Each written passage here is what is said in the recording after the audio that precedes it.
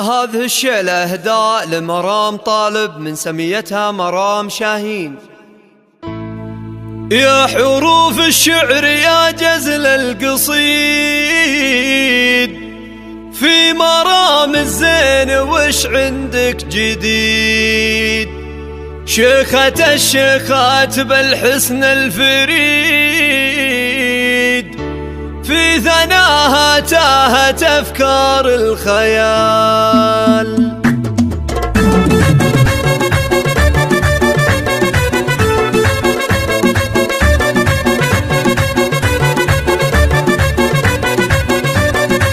يا حروف الشعر يا جزل القصيد، في مرام الزين وش عندك جديد؟ شيخة الشيخات بالحسن الفريد، في ثناها تهت أفكار الخيال. فوق عرش الزود قدرك يا مرام، وصفك أكبر من تفاصيل الكلام.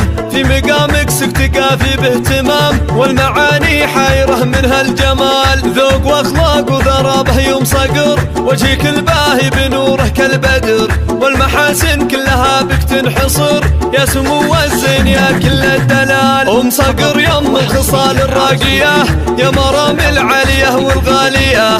في جمالك والوصوف الزاهية، سايدة للكل يا ظبي الغزال. شميرية بنت عز وبنت جود، بنت شيخ سيرته ترقى سنود. طالبا لي بالمعالي له وجود، حقها به تفتخر بنت الرجال. شامخة بنت الترف من قدها، تعتلي عرش المهابة وحدها. وقوة الشخصية عقد بجيدها، أم صقر واخلاقها مضرب مثال. ومرام اللي بالجمال مهيمنة، منبع الحب وغلاه موطنه. هي مرام أم الوصوف الفاتنة، والشعر يوقف لها عز وجلال.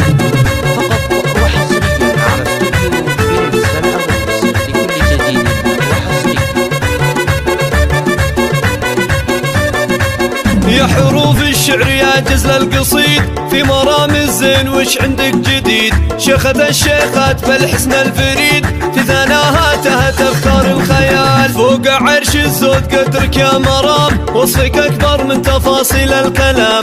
في مقامك سكت كافي باهتمام، والمعاني حايرة منها الجمال. ذوق واخلاق وذرابه يوم صقر، وجهك الباهي بنوره كالبدر، والمحاسن كلها بك تنحصر. يا سمو الزين يا كل الدلال، أم صقر يم الخصال الراقية، يا مرام العالية والغالية. في جمالك والوصوف الزاهية، سايدة للكل يا ظبي الغزال. شميرية بنت عز وبنت جود، بنت شيخ سيرته ترقى سنود. طالبا لي بالمعالي له وجود، حقها به تفتخر بنت الرجال. شامخة بنت الترف من قدها، تعتلي عرش المهابة وحدها. وقوة الشخصية عقد بجيدها، أم صقر واخلاقها مضرب مثال. ومرام اللي بالجمال مهيمنة، منبع الحب وغلاه موطنه.